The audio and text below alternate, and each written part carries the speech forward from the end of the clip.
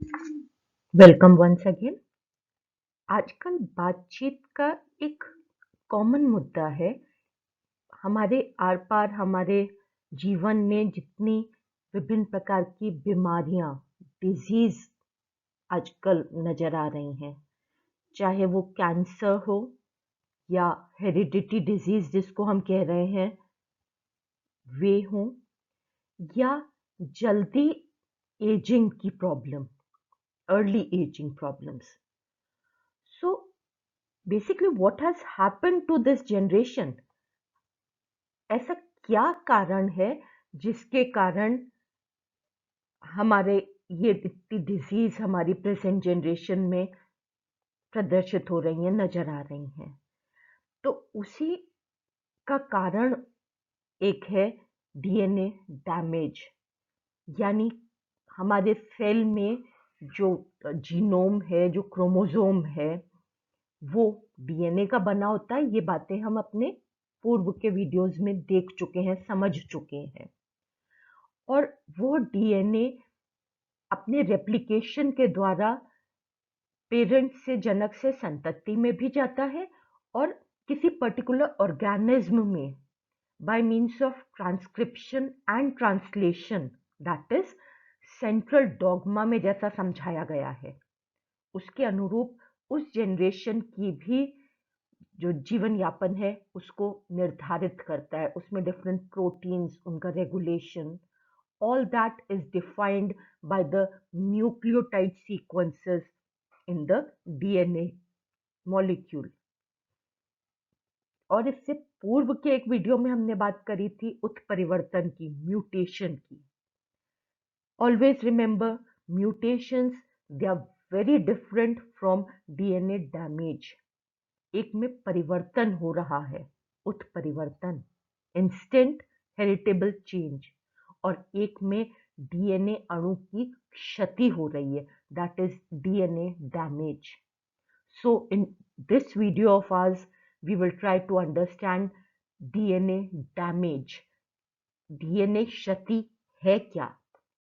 तो यदि हम डीएनए डैमेज की परिभाषा को एक बार देखें, तो DNA damage refers to any modification in the physical या chemical structure of DNA।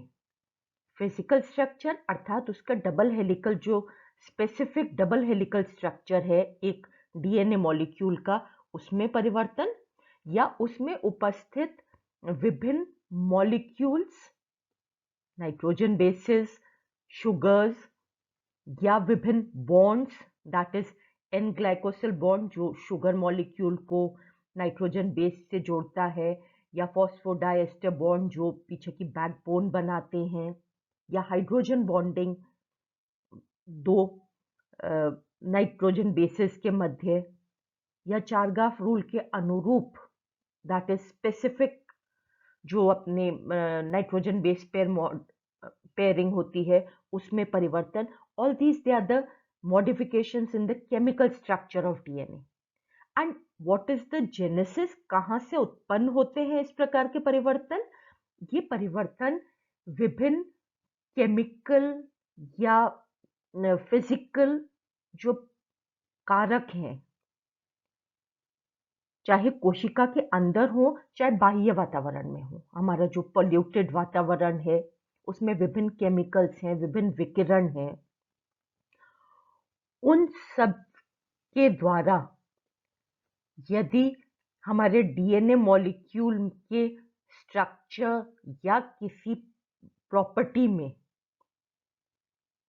परिवर्तन होता है तो हम कहते हैं वह डीएनए क्षतिग्रस्त हो गया।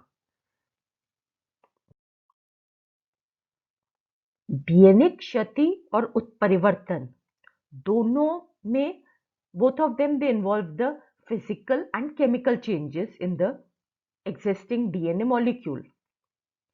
लेकिन जब डीएनए क्षतिग्रस्त हो जाता है उस समय वह जीवनक्षम में नहीं रहता, अर्थात वह सुचारू रूप से अपनी जो कार्य है, दैट इज चाहे रेप्लिकेशन हो, चाहे ट्रांसक्रिप्शन हो, चाहे ट्रांसलेशन हो, उनको सुचारू रूप से संपादित करने में क्षम में नहीं है। उसकी क्षमता का नाश होता है as a result of DNA damage. जबकि म्यूटेशंस में अमीनो एसिड सीक्वेंस बदल जाती हैं या किसी पर्टिकुलर प्रोटीन की फंक्शनैलिटी में परिवर्तन आ जाता है, but mostly the DNA it remains viable, वह इनहेरिट होता है एक जनरेशन से दूसरी जनरेशन में। जबकि डैमेज डीएनए हमेशा उसी डैमेज्ड रूप में जनरेशन टू जनरेशन जाएगा, यह it is not necessary. So the central dogma, we have learnt about it in a previous video. Please go to that video if you have not seen it and if you don't understand this concept. So ये जो central dogma है, that is interrupted because of DNA damage. जबकि DNA mutation जब होता है, उत्परिवर्तन जब होता है, उस समय this flow of information from the DNA to the proteins या from one generation to another generation by means of DNA replication, वह सुचारू रूप से होती रहती है परिवर्तित रूप में, पर there is flow of information. So as soon as DNA damage is there, कोशिश क्या होती है कोशिका की या किसी सिस्टम की कि उसको दुरुस्त कर लिया जाए, उसमें सुधार कर लिया जाए. That is DNA damage, it tends to be repaired within the cell system. और यदि रिपेयर नहीं होने का है and we know it renders it non viable, तो यदि सुधार नहीं हुआ तो खत्म हो जाएगा, नष्ट हो जाएगा वह कोशिका. और जबकि म्यूटेशन में यदि कोई उत्परिवर्तन हो जाता है तो वह अगली जनरेशन में इनहेरिट होता है अगर जर्म लाइन में है, या सोमैटिक सेल्स में है तो उस पर्टिकुलर कोशिका के समसूत्री विभाजन से जितनी कोशिकाएं बनती हैं सब में वह उत्परिवर्तन एक्सप्रेस होता है. So there is no mechanism of repair, जबकि in case of DNA damage it is repaired. So we can understand कि DNA में क्षति होना और DNA का में उत्परिवर्तन होना दोनों बिल्कुल विभिन्न गतिविधियां हैं किसी भी कोशिका सिस्टम की. ये जो DNA डैमेज है, जो DNA में क्षति हो रही है, यह एंडोजीनस या अंतर्जात प्रकार की हो सकती है, जिसके कारक, किन कारणों से यह डीएनए क्षतिग्रस्त हो रहा है, they are present within the cell system, hence endogenous अंतर्जात, या दे मे बी एक्सोजीनस या बहिर्जात कारण या कारक. कारकों के द्वारा जब डीएनए क्षतिग्रस्त होता है तो हम कहते हैं एक्सोजीनस. तो जो endogenous type of DNA damage है, that is because of either presence of reactive oxygen species, जो हमारे ऑक्सीडेटिव फॉस्फोराइलेशन के दौरान बनती हैं किसी कोशिका में. नाउ अति सर्वत्र वर्ज्यते, these reactive oxygen species they are formed, उनका बनना एक नॉर्मल नेचुरल प्रतिक्रिया है या प्रक्रिया है कोशिका की, लेकिन यदि अत्यधिक बनने लगती हैं तो वह सेल को डैमेज पहुंचाती हैं. तो रिएक्टिव ऑक्सीजन स्पीसीज दे में also lead to DNA damage. जब डीएनए की प्रतिकृति होती है तब भी किसी कारणवश यदि उसका रेप्लिकेशन में एरर है, that also leads to endogenous type of DNA damage. या जब रेप्लिकेशन हो रहा है उस समय we know there is proofreading activity, जितने डीएनए पॉलीमरेज हैं वो ये देखते जाते हैं कि बेस पेयरिंग सही है या नहीं, because of the 5' exonuclease activity या 3' exonuclease activity, and this we have done in our video on DNA replication. तो उसी समय जैसे ही गलत न्यूक्लियोटाइड जुड़ा उसकी प्रूफ रीडिंग हो जाती है, उसमें सुधार कर लिया जाता है, और यदि यह सुधार संभव नहीं हो तो भी it leads to DNA damage. Similarly अभी बात हमने शुरू करी थी हमारे वातावरण में जितने कारक उपस्थित हैं, चाहे पॉल्यूटेंट्स के रूप में हो, चाहे हमारे डिफेक्टिव ईटिंग हैबिट्स के रूप में हो, तो ये पॉल्यूशन फिजिकल भी हो सकता है, that is in the form of radiations, non ionising radiation हो चाहे आयोनाइजिंग रेडिएशंस हो, they cause damage to the DNA. They may be in the form of various chemical molecules जिनके द्वारा हाइड्रोलिसिस हो रहा है हमारे डीएनए मॉलिक्यूल का, या उसकी संरचना में परिवर्तन हो रहा है कि बीच में विभिन्न मॉलिक्यूल्स आकर के और फिट हो जाते हैं डीएनए में, दैट इज इंटरकेलेटिंग एजेंट्स, या विभिन्न टॉक्सिन्स जो हमें मिल रहे हैं, चाहे हमारे श्वास के द्वारा हो, हमारे भोजन के द्वारा हो, या हमारी स्किन के हमारे कांटेक्ट के द्वारा हो, किसी भी सेंस ऑर्गन के द्वारा यदि कोशिकाएं टॉक्सिन्स के संपर्क में आती हैं, that also leads to DNA damage या biological pollution, they also lead to damage of DNA, particularly the virus particles. Virus particles, क्योंकि हमें पता है they are the connecting link between living and non-living, and these viruses, इनका जो genome है, चाहे DNA हो चाहे आरएनए, वो होस्ट डीएनए से इंटीग्रेट हो जाता है, उसको क्षति पहुंचाता है। तो इस प्रकार से डीएनए क्षति बाह्य कारकों के द्वारा होती है यदि, तो that is the endogenous type of DNA damage, sorry बाह्य कारकों के द्वारा होती है तो that is the exogenous type of DNA damage, और यदि आंतरिक कारणों के कारण होती है तो that is the endogenous type of DNA damage. और इन एंडोजीनस ओरिजिन हो चाहे exogenous origin, we have seen in the definition of DNA damage कि it leads to chemical या physical alteration of the basic structure of DNA molecule। तो इसके कारण क्या क्या परिवर्तन हो जाते हैं इन डीएनए डैमेज के कारण? क्षतिग्रस्त डीएनए का रेप्लिकेशन स्मूथ नहीं होता, they are replicative errors at the time of DNA replication.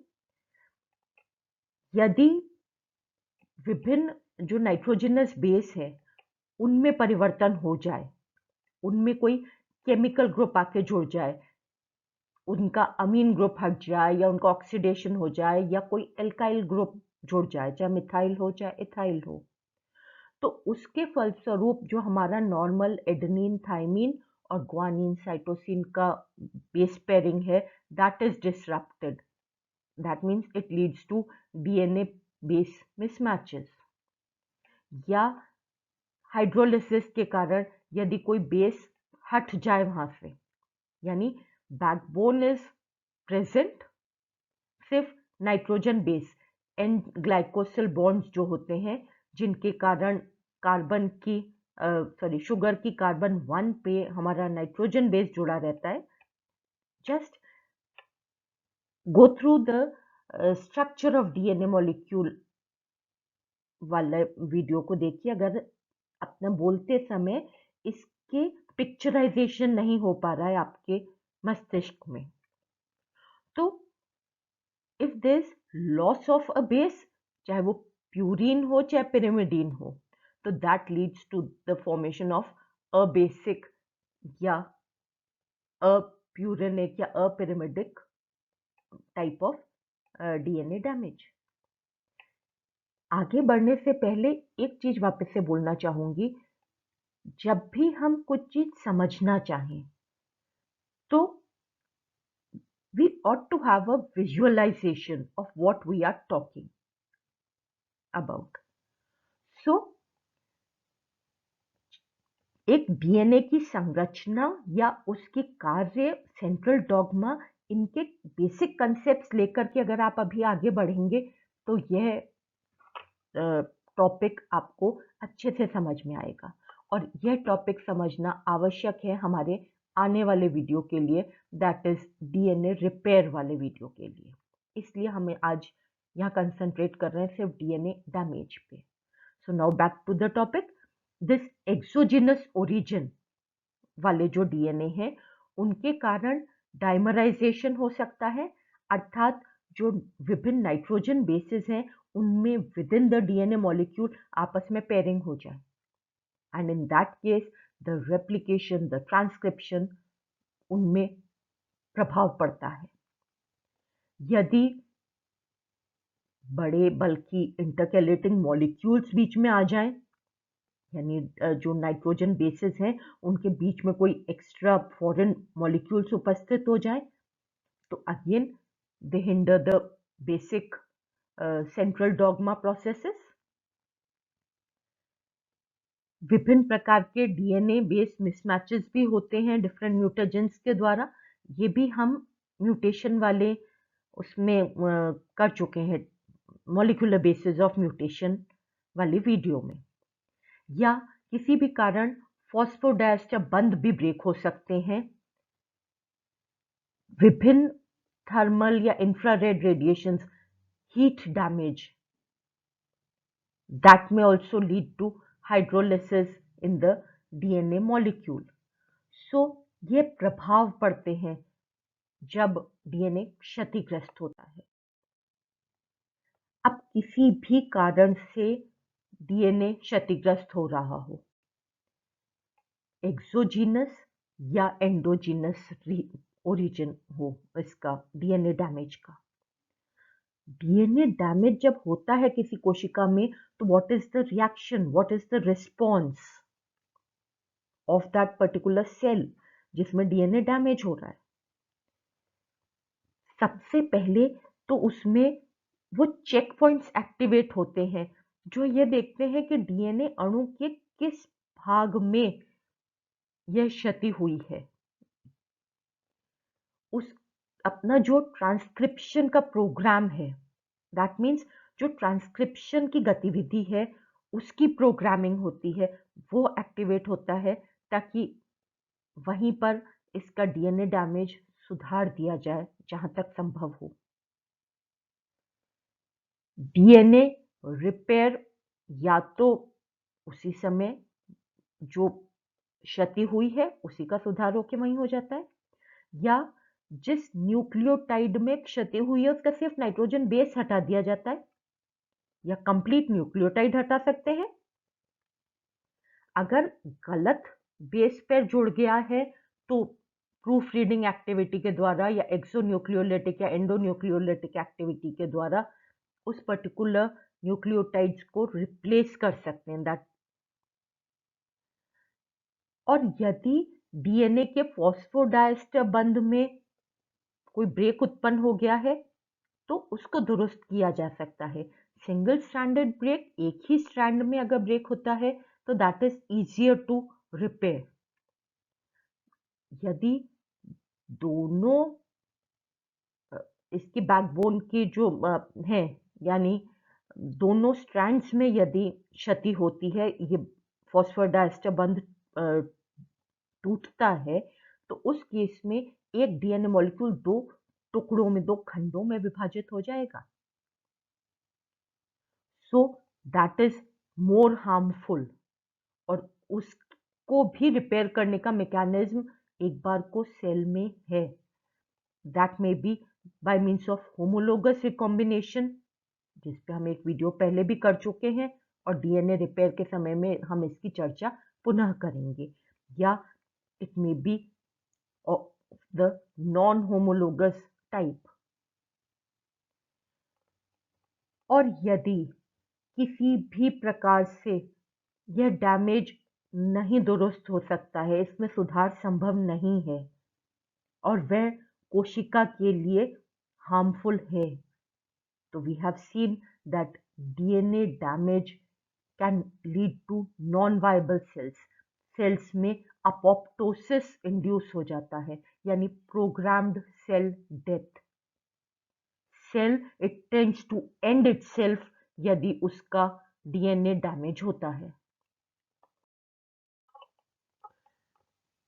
विशिष्ट प्रकार के जो डीएनए डैमेज हैं उनके कारण स्पेसिफिक हैं, और जब उन स्पेसिफिक कारणों से स्पेसिफिक प्रकार की डीएनए क्षति हो रही है तो उसमें जो सुधार का मैकेनिज्म है that is also very specific, like various toxins, alkylating agents, या वे केमिकल्स जिनके कारण deamination of the nitrogenous bases take place, या रेप्लिकेशन एरर्स जो होती हैं उनके कारण मिसमैचेस हो सकते हैं।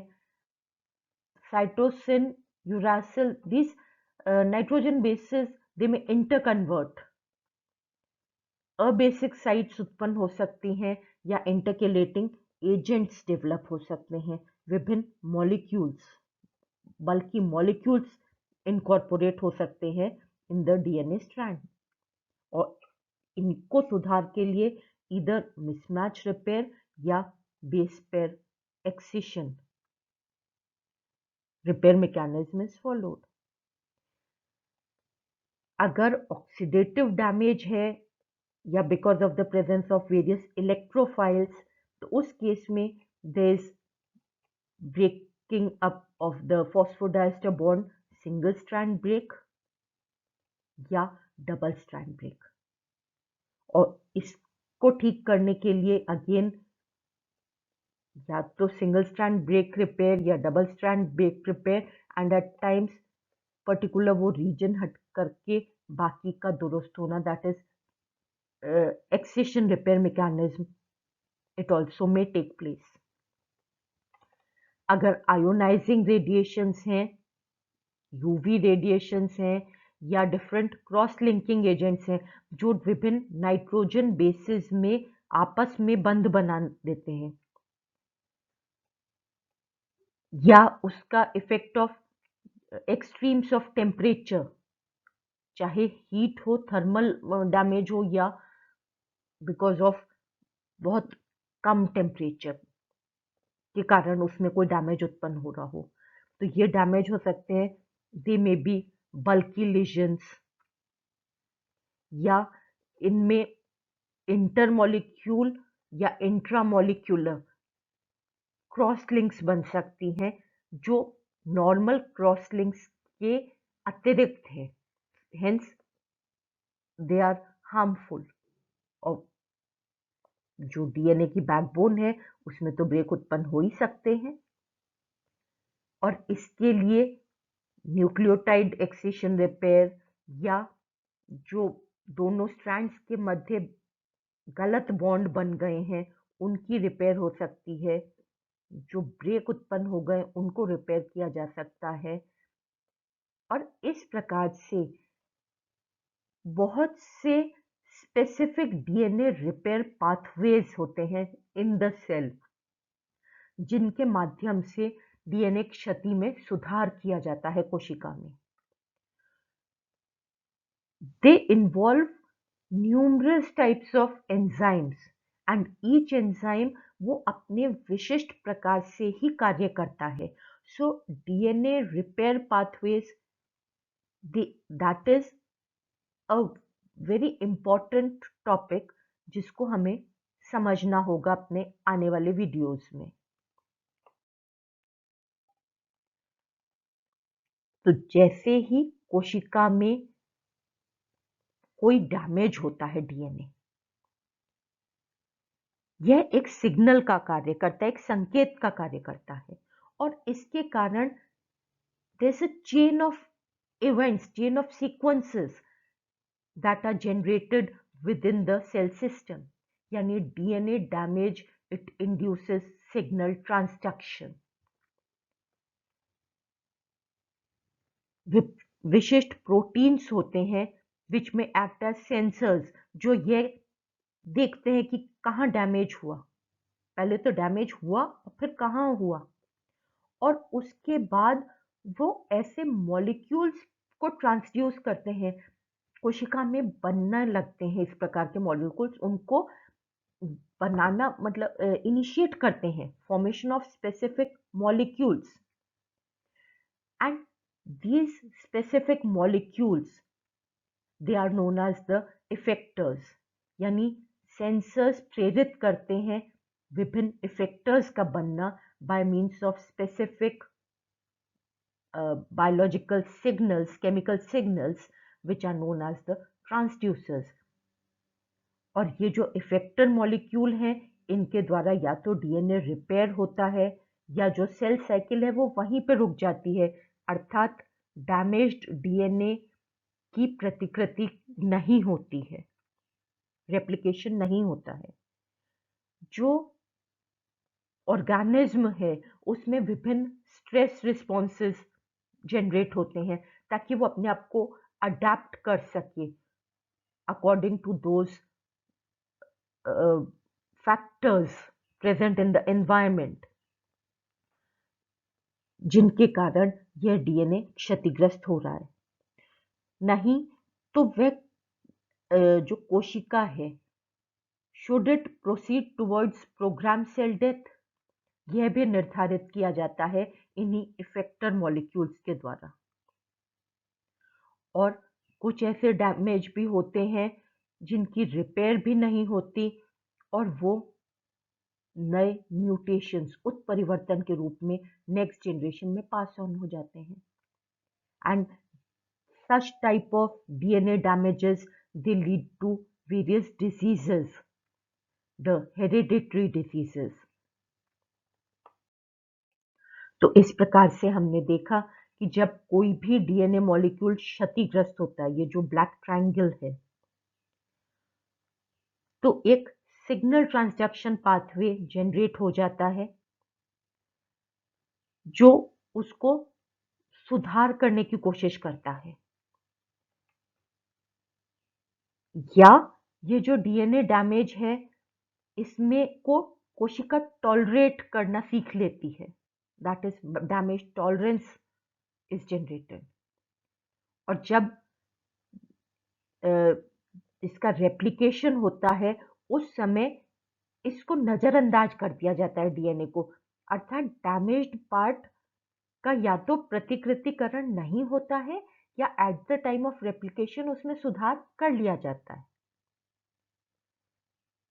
अन्यथा डिफरेंट वही effectors which leads to different modes, और उनमें से एक है कि जो क्षति हो गई है डीएनए में उसका सुधार हो, उसको रिपेयर किया जाए. जिस प्रकार की क्षति हुई है उसके अनुरूप मैकेनिज्म के द्वारा डीएनए रिपेयर किया जाए. तो अगले वीडियोस में हम बात करेंगे डीएनए डैमेज रिपेयर की.